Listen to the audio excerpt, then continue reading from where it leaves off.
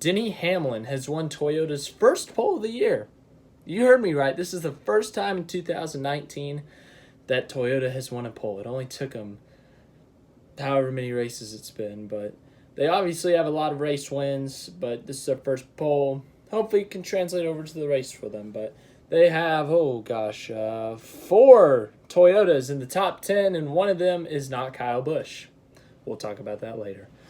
But I think we have a lot of things to talk about for this race. There's so many. This race could be, we'll talk about it, but a place for an upset winner, someone outside the top 16 in points being able to win.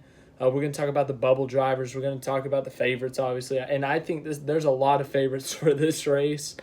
A lot of guys who can win.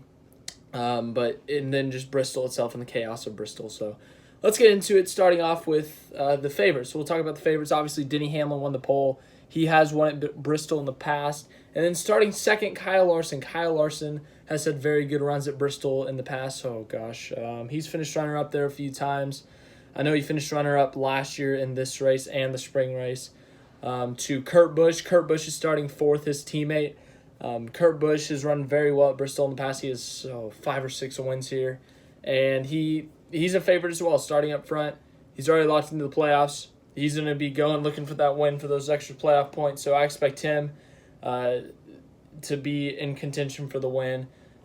His brother is a favorite usually at this track, but Kyle Busch is starting 31st. He was one of the first drivers to qualify, and that's not when he wanted to qualify just due to getting grip in the car, just the track being warm and stuff. But Kyle Busch is starting deep in the field, and I think the last 2 Bristol races, Kyle Busch is right down lap 2. In the spring, he spun out, was able to come back and win. Last year, he wrecked, went a couple laps down, rallied back, was up to 3rd at one point, I think, but then he blew a tire, and that ended his day. So Kyle Busch, he's back in the crap. He could wreck again. So that brings me up to my next point. We'll talk about more favorites, but the chaos of Bristol. You could be leading the race and spin out or wreck. That's how chaotic it is. You're always in traffic. You're always lapping someone or battling someone for position. We saw it happen in the spring to Chase Elliott. 40 laps into the race, he's just lapping someone. I don't remember the exact scenario. I don't know if they got loose or whatever happened, but Chase Elliott got spun by a lap car. It screwed up his day because it jacked up his power steering and whatnot. I don't know if that was the answer or it was just the car, but Elliott spun from the lead. We've seen in the past Kevin Harvick and Denny Hamlin make contact and crash to the lead. We've seen Ryan Blaney in the lead and get taken out by a lap car that blew a tire. So it's chaos at Bristol. Anything can happen. There's always cars side by side. Everything's going around everywhere. It's chaos, to say the least. So Bristol is chaos. Anything could happen at a moment's notice. Some top contenders could get taken out by one crash. Restarts could be crazy. And we saw in qualifying, guys, everyone's running the bottom. That's the preferred lane right now with this sticky PJ1 stuff. If you get a little bit loose, if you saw everyone doing it in qualifying. I don't know if Truex did, but DiBenedetto, I saw him. Kevin Harvick, everyone was getting loose in qualifying because that's how you want it. You don't want your car tight at Bristol.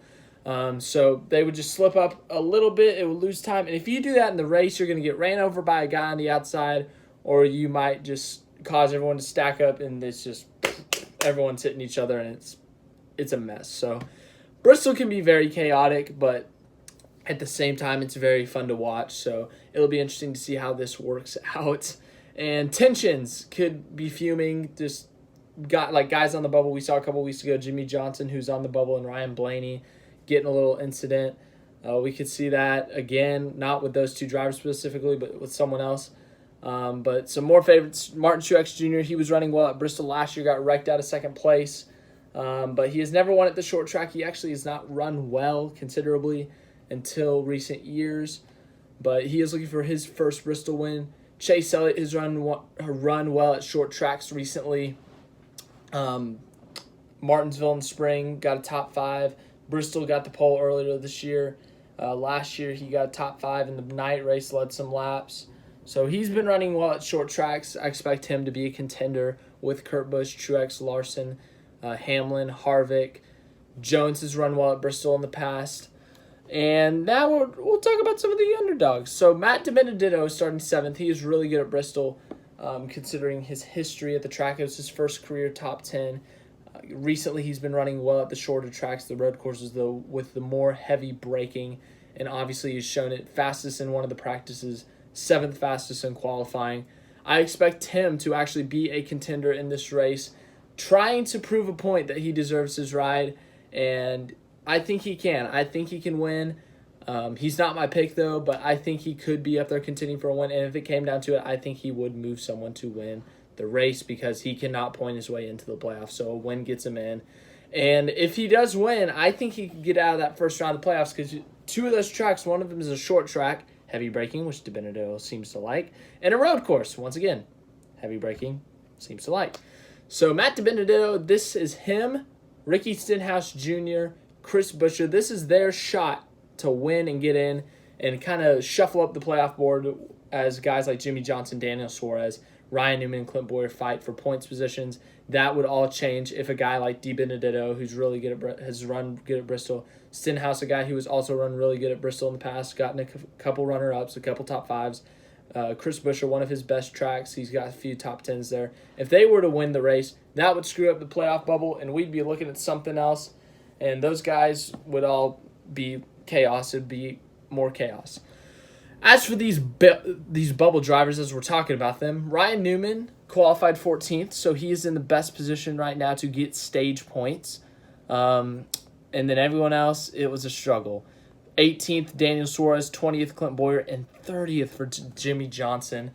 Jimmy Johnson's in the biggest trouble right now, not just because he's on the outside looking in at points, but at Bristol, it's so short that you get to lap traffic pretty quick, the leaders do. And Jimmy Johnson, he better hurry. He better get out. Like some of these cars in front of him, like Paul Menard, Corey LaJoie, Matt Tifft, Michael McDowell, he better get past them as fast as possible because he needs to put as many cars between him and the leader if the leader is chasing him down, because he cannot afford to go a lap down at Bristol because someone else is likely to get lapped and he would not be the first car on the lead lap, so he would not get his lap back. So he needs to hurry up and get to the front or get to at least a top 20 position. Unlikely to get stage points in the first stage, so I wouldn't say go for stage points, but get away from the leader. Just get as far up as you can. And then same thing for Boyer and Suarez. If it was a long green flag run, they cannot fall back any. Even Ty Dillon, I think he's an underdog contender. I forgot to mention him. He won a stage here in the spring due to strategy, but still, what if? But that's just a few of those guys. I have talked about so many guys. This is probably the longest race preview I've ever given. But there's so much to talk about for this Bristol race, the bubble situation, getting playoff or stage points. But Jimmy Johnson, even though his qualifying does not show it, short tracks, especially Bristol, has been his best type of track in recent times. Got a top 10 in the spring, I believe. Last year, I think he got top 10 in the fall race, or this race. And then in the spring, he got top 5. So they could all be... He could shuffle it up and just win and get in. But it'll be chaos if one of these bubble drivers like Boyer, Suarez, Johnson, Newman wrecks, especially if Newman wrecks or if Boyer wrecks, they are in right now, they will be out. Assuming that Johnson and Suarez do not crash, they were able to salvage a decent finish. And that will put Boyer in a big hole. So crashing is chaos. But now I give you my race pick. My race pick is going to be a Chip Ganassi car. Not the guy who won last year, though. I think Kurt Busch has a very good shot, but I think Kyle Larson finally breaks his winless streak. I think Kyle Larson, he's run so well here. He is tired of finishing second. He is tired of leading laps and not winning races. I think he finally gets it done. If he survives the weird, crazy stuff at Bristol, I think he can win this race. I think he locks himself into the playoffs through a win rather than points, even though he is pretty close to that, 70 points above. But I think he gets it done. I think Kyle Larson gets himself a win, gets into the playoffs. So that's my race pick. Race tomorrow night. And then we got a few weeks off. Also, a very, very scary incident with Dale Earnhardt Jr., his wife Amy, and their daughter Isla. I'm pronouncing that wrong, sorry.